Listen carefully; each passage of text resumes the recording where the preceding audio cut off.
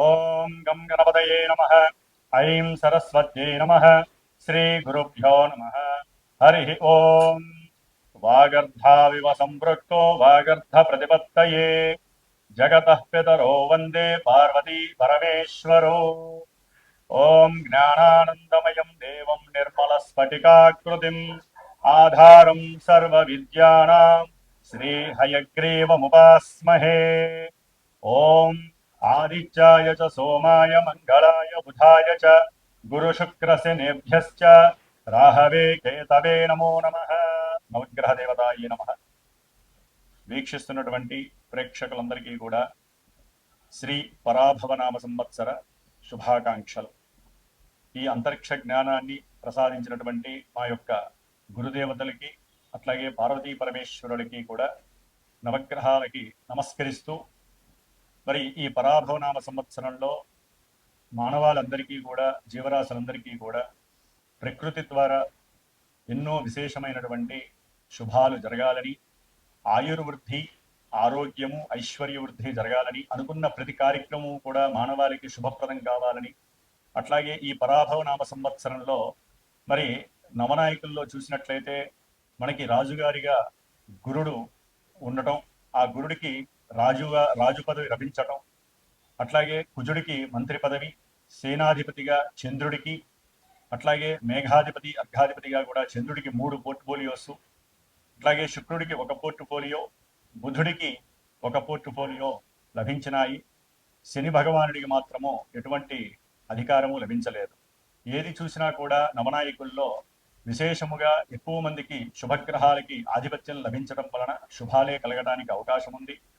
అట్లాగే వర్షలగ్న కుండలి ప్రకారము మీనలగ్నమైంది, జగర్లగ్న కుండలి ప్రకారము మిథున లగ్నమైంది.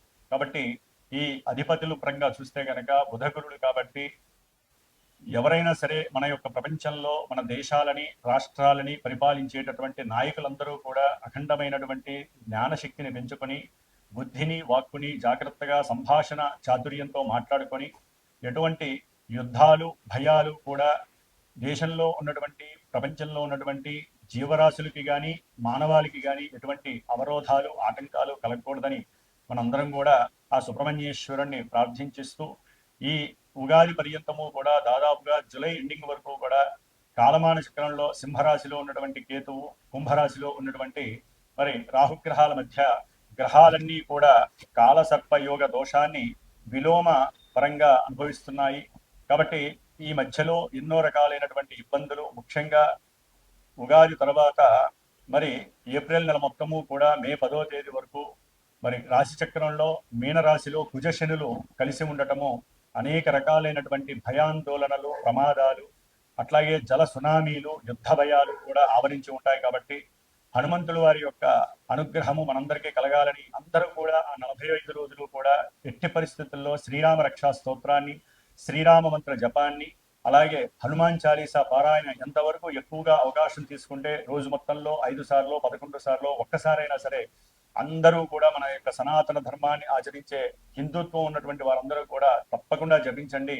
సమస్త మానవాళికి, జీవరాశులకి, ప్రకృతికి ఎటువంటి విరోధాలు కలగకుండా రాజులందరూ కూడా సుభిక్షంగా ఆలోచిస్తూ మనందరినీ కూడా కాపాడే శక్తిని హనుమంతుల వారు ప్రసాదిస్తారు. ముఖ్యంగా మనకి ఈ యొక్క యుగాది పరాభవనామ సంవత్సరం నుంచి కూడా వచ్చే సంవత్సరం వరకు ఎటువంటి గ్రహణాలు లేవు. కాబట్టి ముఖ్యంగా అధిక జ్యేష్ఠ మాసము జూన్ 1వ తేదీ నుండి కూడా జూలై వరకు ఉంటుంది. జూలై 1వ తేదీన, జూన్ 1వ తేదీన, 2వ తేదీన మనకి యమునా నది పుష్కరాలు ప్రారంభమవుతున్నాయి అధిక జ్యేష్ఠ మాసంలోనే.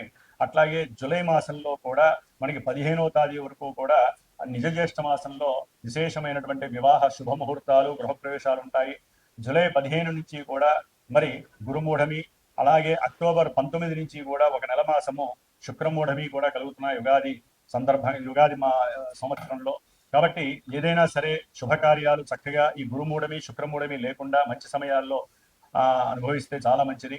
ముఖ్యంగా ఈ యుగాది నామ సంవత్సరంలో మేషాదిగా మీనరాశి పర్యంతం వారికి, అశ్విన్యాది రేవతి నక్షత్రం వారికి కూడా రాశుల ప్రకారం ఎవరి రాశి ప్రకారము ఏ గ్రహాలు, ముఖ్యంగా మేషరాశి నుంచి మిథున రాశిలో ఉన్నటువంటి గురువు జూన్ 1వ తేదీ వరకు ఆయన అక్కడే సంచరిస్తూ జూన్ 2వ తేదీ నుండి కూడా అక్టోబర్ 31వ తేదీ వరకు కూడా ఉచ్చస్థిత రాశి అయినటువంటి కర్కాటక రాశి మిత్ర రాశిలోనూ ఉంటూ అట్లాగే ఆయన 5వ రాశి అయినటువంటి సింహరాశిలో నవంబర్ 1వ తేదీ నుండి జనవరి 25 వరకు కూడా రుజుమార్గంలో ఉండి జనవరి 25 నుంచి జూన్ 15-16 వరకు కూడా మళ్ళీ వక్రించి కర్కాటక రాశిలో సంచారం చేస్తూ ఉంటారు. కాబట్టి గురువు యొక్క అతిచార సంచార ప్రభావం వలన ఎన్నో రాశుల వారికి మూడు విధాలైనటువంటి ప్రభావాలు మంచి చెడులు జరగడానికి అవకాశం ఉంటుంది. మరి ఆ యొక్క గురువు యొక్క అధిచార ప్రభావం తొలగాలంటే ఎక్కువగా గురు దత్తాత్రేయుని వారి యొక్క చరిత్రను కానీ లేదా దక్షిణామూర్తి వారి యొక్క పూజలు హోమాలు కానీ చేసుకోవడం ద్వారా నిత్యము కూడా అందరూ కూడా ముఖ్యముగా గురువుకి సంబంధించినటువంటి శనికి సంబంధించినటువంటి విష్ణు సహస్రనామ పారాయణ ఎవరైతే చేస్తారో నక్షత్ర దోషాలన్నీ కూడా తొలగిపోయి శుభప్రదమైనటువంటి వివాహ యోగాలు కానీ విద్యా యోగాలు సంతాన యోగాలు అట్లాగే గృహ యోగాలు కలగడానికి అవకాశాలు ఉన్నాయి. ముఖ్యంగా మరి ఈ యుగాది పరాభవ నామ సంవత్సరంలో ద్వాదశ రాశుల వారికి ఏ రాశుల వారికి ఏ విధంగా ఉంటుందో తెలుసుకునే ముందు మరి ఒక్కసారి గురువు యొక్క నామస్మరణం. ఓం గురవే సర్వలోకానాం విషజే భవరోగిణాం నిధయే సర్వ విద్యానాం శ్రీ దక్షిణామూర్తయే నమో నమః.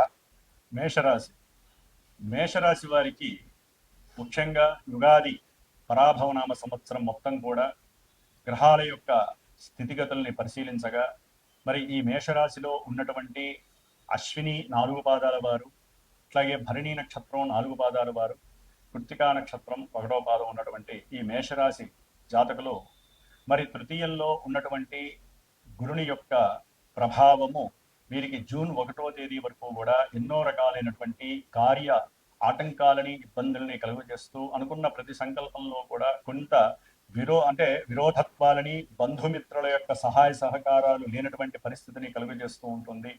అట్లాగే సంతానపరమైనటువంటి చర్చలు కూడా విఫలమవడానికి అవకాశం ఉంటుంది.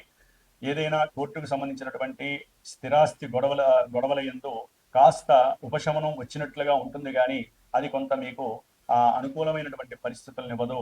అట్లాగే సంతాన యోగం కోసం ఉండేటటువంటి వాళ్ళకి ఎవరైతే మేషరాశి వారు ఎదురు చూస్తున్నారో వారికి నవంబర్ 1 నుంచి జనవరి 25వ తేదీ వరకు కూడా ఈ సంతానపరమైనటువంటి యోగాల్ని పొందడానికి అత్యంత అవకాశం ఉంటుంది. అఖండమైనటువంటి ధనయోగము, అట్లాగే వృత్తి ఉద్యోగ వ్యాపారాలు, అది రాజకీయ నాయకులు కావచ్చు, పారిశ్రామికవేత్తలు కావచ్చు, క్రీడాకారులు కావచ్చు, చలనచిత్ర రంగంలో పనిచేసేవారు కావచ్చు, ఎవరైనా సరే ఈ యొక్క రంగాలలో పనిచేసే వాళ్ళకి అత్యున్నతమైనటువంటి వృద్ధి కలగడానికి అవకాశం ఉంటుంది.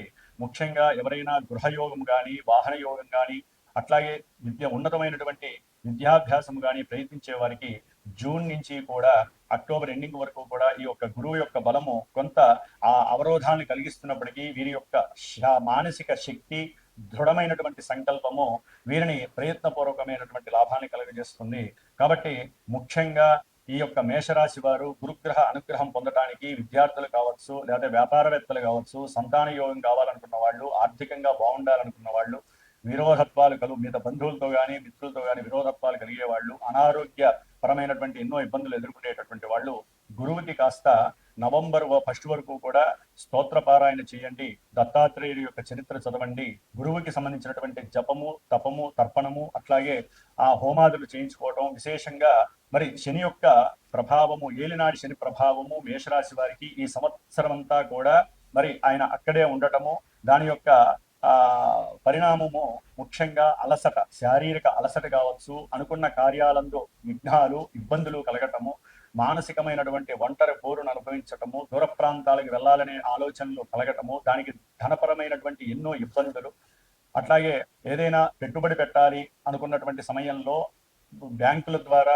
కావలసినటువంటి రుణాలు సరైన సమయానికి రాకుండా ఆలస్యంగా వారు అగ్రీ చేయడం, దానివల్ల వీరు అనుకున్నటువంటి వృత్తి ఉద్యోగ వ్యాపారాదుల్లో కొంత మిస్ అయ్యే కొన్ని పరిస్థితులు వారికి చేజారిపోయే అవకాశం కలుగుతుంది. ఏదేమైనప్పటికీ కూడా ఏలినాడి శని ప్రభావం వలన దేహ సౌష్ఠము కానీ, ధాతు పుష్టి కానీ, శారీరక అనారోగ్యము వీరిని కాస్త తక్కువ అంటే శారీరకంగా వీరు ఏదైనా సరే అనారోగ్యాల పాలవుతున్నా బాగా ఇబ్బందులకు గురి చేసే అవకాశము ఏలినాడి శని ప్రభావం సూచిస్తుంది. పూర్వజన్మల్లో చేసుకున్న మరి కర్మలన్నీ కూడా ఈ ఏలినాడి శని ప్రభావంలోనే అనుభవించేటటువంటి యోగాలు కలుగుతూ ఉంటాయి. కాబట్టి ముఖ్యంగా ఈ శని యొక్క మహాదేవుడు వలన ఎవరైనా సరే విద్యాపరంగా కానీ, ఆర్థిక పరంగా కానీ, లేదా ఉద్యోగపరంగా కానీ కనుక ప్రయత్నాలు చేస్తూ ఉంటే ఈ సంవత్సరం అంతా కూడా వారికి అందినట్టే అందుతాయి, లేకపోతే అవి వచ్చినట్టే వచ్చి మళ్ళీ వైదొలిగిపోతాయి. కాబట్టి వీరు తప్పకుండా తండ్రి యొక్క ఆరోగ్యపరంగా కావచ్చు, అదే ఉన్నతమైనటువంటి విద్యాభ్యాసాల పరంగా శనికి సంబంధించినటువంటి స్తోత్రాలు చదువుకుంటూ ఉండండి. శని జపాన్ని రోజు కూడా ఒక 19 సార్లు చెయ్యండి. హనుమాన్ చాలీసా వదలకుండా రోజుకు ఒక్కసారైనా సరే చదవండి. ప్రతి శనివారము నియమాలు ఆచరించండి. ముఖ్యంగా శని యొక్క జపాన్ని, అట్లాగే క్షీర తర్పణాలని, దానాదని, హోమాదని, శనిగ్రహ మృత్యుంజయ పాశుపత హోమాన్ని గనక చేయించుకున్నట్లయితే ఆరోగ్యం సిద్ధిస్తుంది, అనుకున్న కార్యాలు ముందుకు వెళతాయి. అట్లాగే ముందు మేషరాశి వారికి లాభంలో ఉన్నటువంటి రాహుగ్రహము డిసెంబర్ 5వ తేదీ వరకు కూడా చాలా అత్యంతమైనటువంటి శుభకార్యాలయందు, అంటే విద్యలో కానీ లేకపోతే అనుకున్న కార్యాలు ఏదైనా సరే, ఉద్యోగంలో ప్రమోషన్స్ రావటం కానీ, ఉద్యోగాదుల్లో అభీష్టం నెరవేరటం కానీ, కర్మలన్నీ కూడా సక్రమంగా జరగడం కానీ నెరవేరడానికి ఈ రాహుగ్రహ బలము అత్యంత యోగప్రదంగా ఉంది. డిసెంబర్ 5 తర్వాత కూడా మేషరాశి వారికి 10వ స్థానంలో ఉన్నటువంటి ఈ రాహుగ్రహము ఉన్నతమైనటువంటి గౌరవ ప్రతిష్టాదుల్ని, కీర్తి ప్రతిష్టల్ని, అట్లాగే ఉద్యోగాదుల్లో కూడా కాస్త అవసరమైతే దూర ప్రాంతాలకి బదిలీ అవ్వటము, ఇలాంటి వాటిల్లో ఉన్నతమైనటువంటి ఆర్థిక వ్యవస్థల్ని కూడా నిలబెట్టే అవకాశము రాహుగ్రహం చేస్తోంది. అయితే కేతుగ్రహము డిసెంబర్ 5 వరకు కూడా మేషరాశి వారికి 5వ స్థానంలో ఉండటం ద్వారా పుత్ర విచారము, సంతాన నష్టాలు, అట్లాగే మీరు అనుకున్నటువంటి ఆలోచనలు పక్కదారి పట్టడము, షేర్స్లో కానీ స్టాక్ మార్కెట్లో కానీ మీరు పెట్టినటువంటి ధనము వచ్చే అవకాశాలు ఉన్నప్పటికీ నెలవారీ గోచార ఫలితాల్లో రవి యొక్క ఫలితాలను బట్టి కేతు ఇచ్చే అవకాశం ఉంటుంది. సంతానము కావాలి అనుకున్నటువంటి వారికి కొంచెం ఇబ్బందికరమైనటువంటి మాసము డిసెంబరే కాదు, వచ్చే సంవత్సరం కూడా కేతువు 4వ స్థానంలో ఉంటాడు కాబట్టి డిసెంబర్ నుంచి విద్యార్థులకి కొంచెం కష్టకాలంగా ఉంటుంది. కాబట్టి కేతువుకి సంబంధించి సంతానవతులు కావచ్చు, లేకపోతే గర్భాన్ని ధరించిన వాళ్ళు కావచ్చు, సంతానం ఉన్నటువంటి వాళ్ళు కావచ్చు, విద్యావంతులు కావచ్చు, వాహన యోగాలు, గృహ యోగాలు కావాలి అనుకుంటే గణపతిని స్మరిస్తూ ఉండండి నిత్యము. అట్లాగే గణపతికి సంబంధించినటువంటి లక్ష్మీ గణపతి హోమాన్ని, విద్యా గణపతి హోమాన్ని, వ్రాత గణపతి హోమాన్ని, ఇట్లా ఎవరికి ఏది కావాలో దానికి సంబంధించి కేతువు యొక్క అరిష్టాన్ని పోగొట్టుకోవడానికి కేతువుకి జపం చేయించటము, వెంటనే గణపతి ఆరాధన. కొంతమందికి వ్యాపారంలో వృద్ధి జరగాలి, ఏదైనా రియల్ ఎస్టేట్కి సంబంధించినంటే గణపతి హోమంతో పాటుగా గణపతి చతురావృత్తి తర్పణాలు చేసుకున్నట్లయితే తల్లిగారి ఆరోగ్యం బాగుంటుంది, అట్లాగే వాహన ప్రమాదాలు జరగకుండా ఉంటాయి, అట్లాగే రియల్ ఎస్టేట్ వ్యాపారులకి చాలా అత్యున్నతమైనటువంటి కీర్తి ప్రతిష్టలు కలగడానికి కేతువు సహకరిస్తాడు. కాబట్టి ఈ మేషరాశి వారు సాధ్యమైనంత వరకు ఈ సంవత్సరం అంతా కూడా హనుమంతుడిని ఆరాధించండి, శ్రీరామ రక్షా స్తోత్రాన్ని చదవండి. ముఖ్యంగా శనికి, కేతువుకి మాత్రము మరియు గురుడికి జపతపాదులు ఆచరించి వారికి సంబంధించినటువంటి మృత్యుంజయ పాశుపత రుద్రహోమాన్ని ఆచరిస్తూ ఉండండి. ప్రతి మాస శివరాత్రికి మహన్యాసపూర్వకంగా పంచసూక్త రుద్రాభిషేకం చేయించుకున్నట్లయితే కనుక ఆ నెల రోజులు ఈశ్వరానుగ్రహం మిమ్మల్ని రక్షిస్తుంది. మేషరాశి వారికి మరి ఈ సంవత్సరంలో ఆదాయము 11 గాను, వ్యయము 5 గాను, రాజపూజ్యం 2గా, అట్లాగే అవమానము 4 గాను కూడా తెలియజేస్తుంది గ్రహస్థితి. కాబట్టి సాధ్యమైనంత వరకు అధికంగా వచ్చినటువంటి రాబడుల్ని కాస్త ఏదైనా సరే పెట్టుబడుల రూపకంగా, బంగారు రూపకంగా కానీ, లేకపోతే వెండి రూపకంగా కానీ, లేకపోతే గృహాల పరంగా కానీ, స్థలాల పరంగా కానీ ఆచితూచి వ్యవహరించి జాగ్రత్తగా పెట్టుబడి పెట్టుకోండి. ఆర్థికంగా ఇంకా ఉన్నతమైనటువంటి అభివృద్ధి కలిగే అవకాశాలు ఉంటాయి. ముఖ్యంగా వీరికి కాస్త నరఘోషలు ఎక్కువగా ఉండే అవకాశము, అట్లాగే వీరు ఏదైనా మంచి పని చేసినా ఏడుపులు ఎక్కువగా ఉండి వీరిని అవమానించే వారి శాతం ఎక్కువగా పెరిగే అవకాశం ఉంటుంది. కాబట్టి మీరు చేసే కొన్ని పనులు అందరికీ తెలియజేయకుండా ఉండటం చాలా విశేషమైనటువంటి ప్రాధాన్యతని కలుగజేస్తుంది.